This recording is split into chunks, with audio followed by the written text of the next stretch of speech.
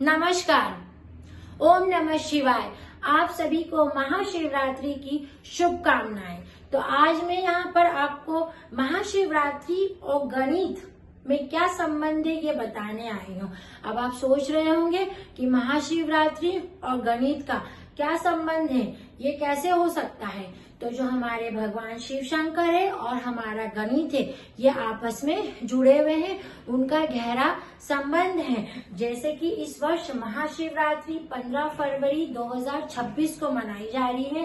ये त्योहार जो है वो फाल्गुन कृष्ण चतुर्दशी को मनाया जाता है। अब ज्योतिष और पौराणिक गणित के बीच में गहरा संबंध है। ये जो महाशिवरात्रि है ये शिव और शक्ति की रात है। पर फिर भी मैं आपको ये बोल रही हूँ कि महाशिवरात्रि का ये जो त्योहार है ये गणित पर आधारित है।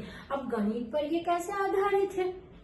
मैथमेटिकल फेस्टिवल बोल रही हूँ मैं इसको, कि महाशिवरात्रि जो है वो मैथमेटिकल फेस्टिवल है। अब मैथमेटिकल फेस्टिवल कैसे होगा? तो हम देखते हैं कि महाशिवरात्रि में 4 पहर की पूजा की जाती है, जो कि टाइम मैनेजमेंट को बताता है।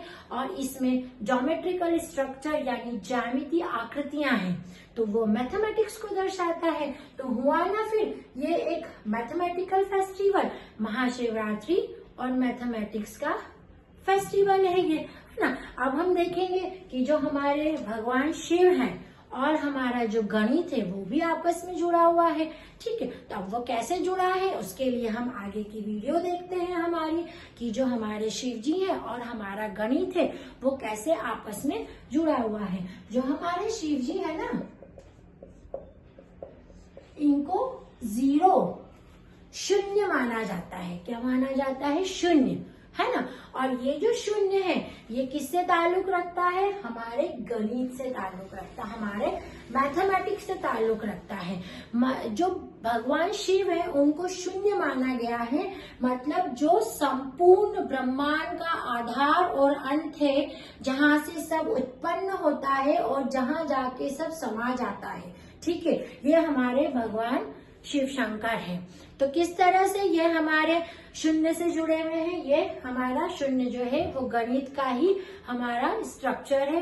हमारा जो नंबर है, जो हमारा भारत की खोज है वो शून्य, और ये हम शिव जी को शून्य ही मानते हैं, है ना। तो हुआ ना ये फिर हमारे मैथमेटिक्स से जुड़ा हुआ।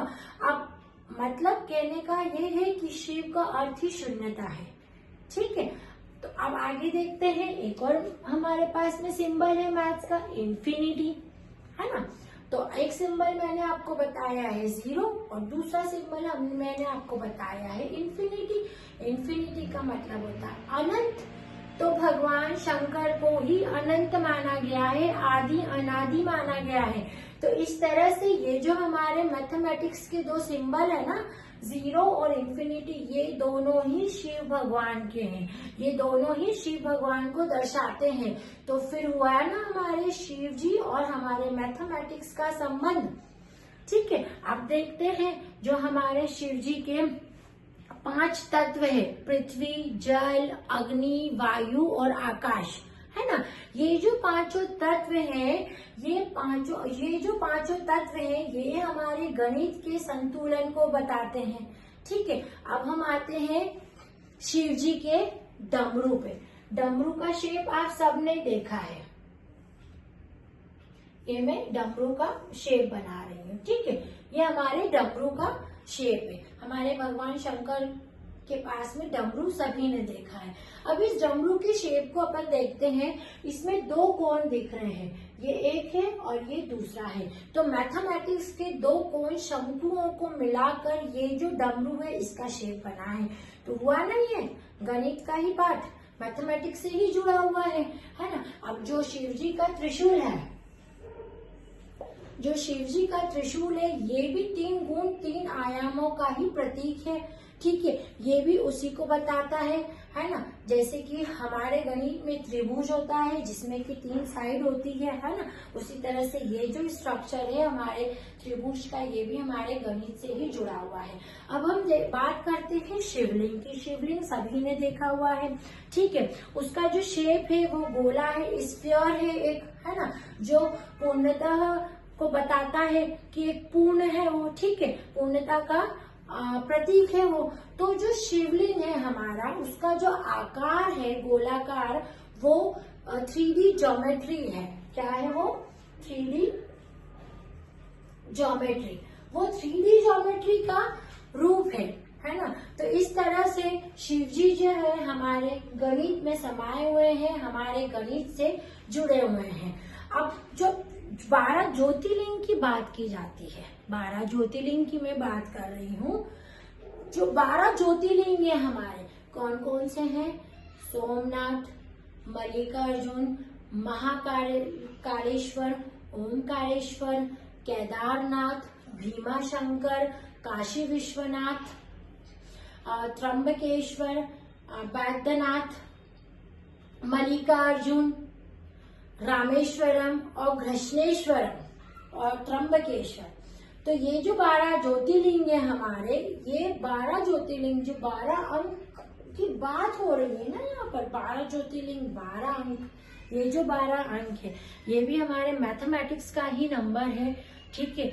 जो कि ये जो 12 है 12 into 1 बराबर 12 है ना, जिसको हम 12 ज्योतिर्लिंग जो शिव जी के हैं उसके बारे में मैं बात कर रही हूँ कि ये जो 12 ज्योतिर्लिंग है ये शक्ति केंद्र का योग है। और ये जो 12 नंबर है ये हमारे गणित से जुड़ा हुआ है। 12 राशियां होती है, 12 माह होते हैं, तो उस तरह से ये सब भी गणित का ही प्रतिनिधित्व करते हैं, ठीक है। तो इस तरह से ये जो हमारा गणित है ये पूरी महाशिवरात्रि से जुड़ा है। एक छोटे से मैथमेटिकल फॉर्मूले से शिव जी को एक्सप्लेन करती हूँ। मैथमेटिकल फॉर्मूला लिख रही हूँ यहाँ पर मैं। फॉर्मूला देखिए, Shiv equals to limit t tends to 0, bracket लगाया, उसमें लिखा creation plus limit t tends to infinity, है ना। अब ब्रैकेट के अंदर लिखा डिस्ट्रक्शन। एक बार फॉर्मूला मैं फिर से रिपीट कर रही हूँ। Shiv equals to limit t tends to 0 creation plus limit t tends to infinity destruction. मतलब अगर इसको मैं समझा रही हूँ तो किस तरह से बोला जाएगा कि शिव शून्य ओरिजिन है, जहां से सब कुछ आता है, और अनंत एंड है, जहां पर सब विलीन हो जाता है। तो बड़ी ही खूबसूरती के साथ शिव जी को मैथमेटिकल फॉर्मूला एक कंसेप्चुअल फॉर्मूले से जोड़ा गया है। तो इस तरह से जो भगवान शिव है वो हमारे गणित से जुड़े हुए हैं, और ये महाशिवरात्रि का पर्व जो है वो एक मैथमेटिकल फेस्टिवल है। तो मैं उम्मीद करती हूँ कि आपको हमारे गणित का महत्व जो है वो समझ में आ गया होगा कि किस तरह से हमारा जो गणित है वो हमारी भारतीय संस्कृति, हमारे भारतीय परंपरा, हमारे भारतीय त्योहारों से जुड़ा हुआ है। ओम नमः शिवाय। आप सभी को महाशिवरात्रि की बहुत बहुत शुभकामनाएं। नमस्ते।